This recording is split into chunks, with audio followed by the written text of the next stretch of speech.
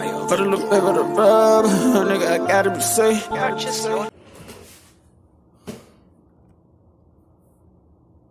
Let's get to the sports talk.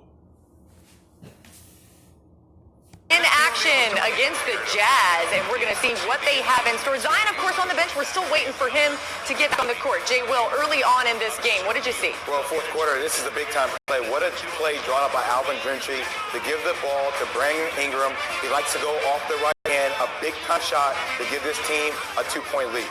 Brandon Ingram has been coming on strong for them. We're going to see more of him, and that means this team is coming right down to the wire there. It's going to go to overtime. So what will we see in overtime? Because this play is under review. Yeah, this was a controversial call here. The same thing happened the last time these two teams played.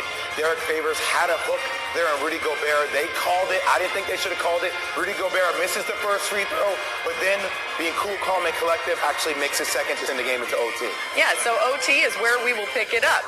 Obviously, Gentry not super happy. More on that in a moment. He's a little teased. We begin overtime, and what happened here? Well, just great, snarky defense by the Pelicans. And this is who this team needs to be all the time. Lonzo Ball had 13 assists. Derek Favors played well down low. And look, Donovan Mitchell had a spectacular game. Couldn't get this to go, but still had 49 points. And it stopped a 10-game winning streak by the Utah Jazz. Alvin Gentry not thrilled about the way it ended. What did the officials say at the end of the regular? They didn't say anything. Just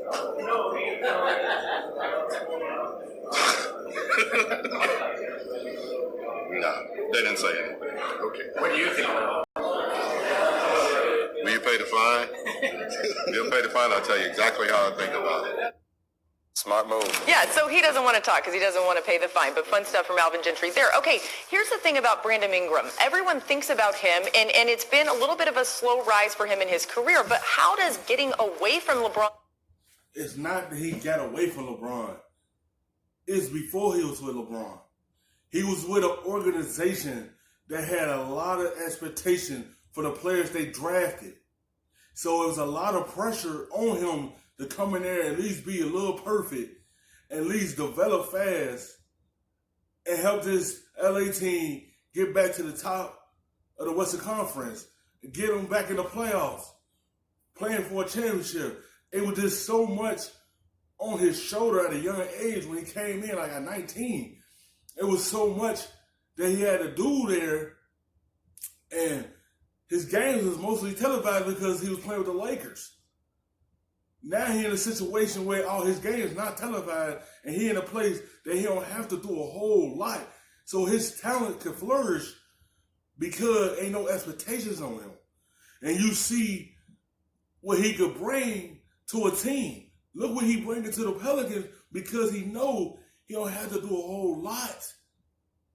Then he had to do it at LA. So he in a place where he can be cool, calm, collective, and be able to bring out his game. And you see what he's doing for the Pelicans. Turn to a star player for them because ain't no high expectations on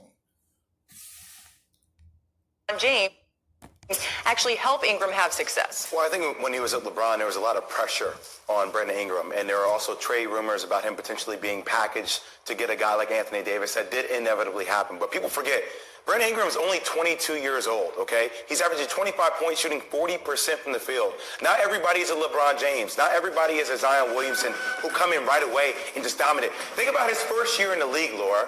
It was coming off a season in which Swaggy P and D-Lo had that whole issue about D-Lo calling out Swaggy P and his wife and all this stuff. Like, that was the maturity level of that team he was on in his first year. Second and third year, he was plagued by injuries. This is the first year that we're actually seeing Brandon Ingram healthy, and we're seeing the potential of how good he can be. I mean, and a lot of people were also talking about the fact that potentially when the draft came out, that he should be drafted over Ben Simmons at that time too, which gives you insight into how special of a talent he could be. So we're still waiting on Zion to come back for this Pelicans team, but they're going to be a team that can be in the playoffs. I've already said that they're going to be in there. How do you manage Zion knowing that you're trying to make a run, but also trying to keep him healthy? Pitch count.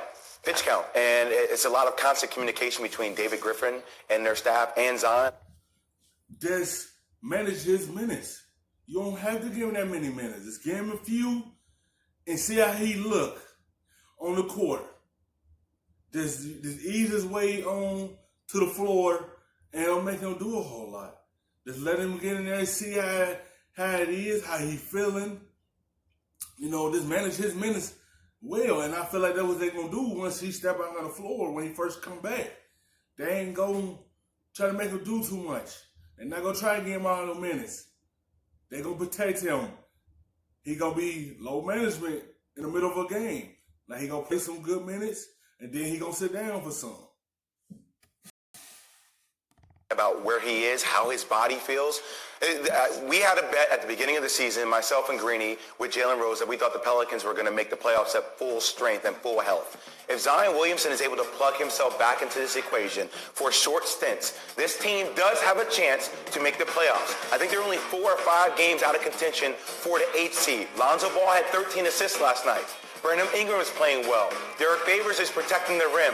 JJ Redick is shooting the ball well. They have all the pieces if they get the momentum from Zion in burst. All right, so obviously I really wanted us to see this Celtics-Bucks highlight. I was so excited about it that we tried to start there. But let's get to it now. 2 of the best teams in the East, and the Bucks are hosting the Celtics. There's the pregame fight, the fake fight. Hey, the Bucks got hot early. There's Giannis slamming it home. The Bucks are the deepest team in the NBA. I know a lot of people can say, how about the Clippers? But the Clippers and their bench is still decent. I love this team. They can beat you in so many facets of the game, shooting threes, and they have a lot of guys that can put the ball on the ground and make plays, and also guys that can play off of Giannis. Lopez had 3 threes in the first quarter alone, and then we're going to see under 1 minute and 30 left. The Celtics were making a comeback in this game. They were. The Celtics are a team that bites. Kemba Walker, look at that. Blazing speed and transition. This is a duel. But I will say this. We still talk about the Clippers or the Lakers being one of the favorites to win the whole thing. We got to talk about the Bucks being one of the favorites. They're that good of a team. Yeah, they're going to continue to be a team that we're going to look out for there. And here, in the final moments, under 20 seconds remaining, could they get it done? Marcus Smart is going to have an opportunity, but not quite enough for him at the end. The Celtics. They made a run to make this a game at the end and have a chance to tie it or take the lead. They got down by too many points. When you have to claw your way back to try to tie the game or win it, it's going to end like this because you shouldn't have got yourself in that deep hole so you don't have to be able to do that. You should have got to a fast start. Like, you can't do that in every game because sometimes you ain't going to come back from that deficit. Like, Boston have a good team to come back like they did against Milwaukee. It just, they was in the situation. They could have sent it to overtime, but they got too deep in the hole in the beginning of the game.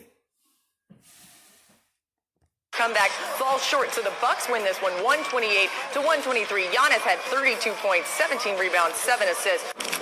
Thank you for watching ESPN on YouTube. For more sports and analysis, download the The best stuff in them shits in the safe. Got me a spot out the way.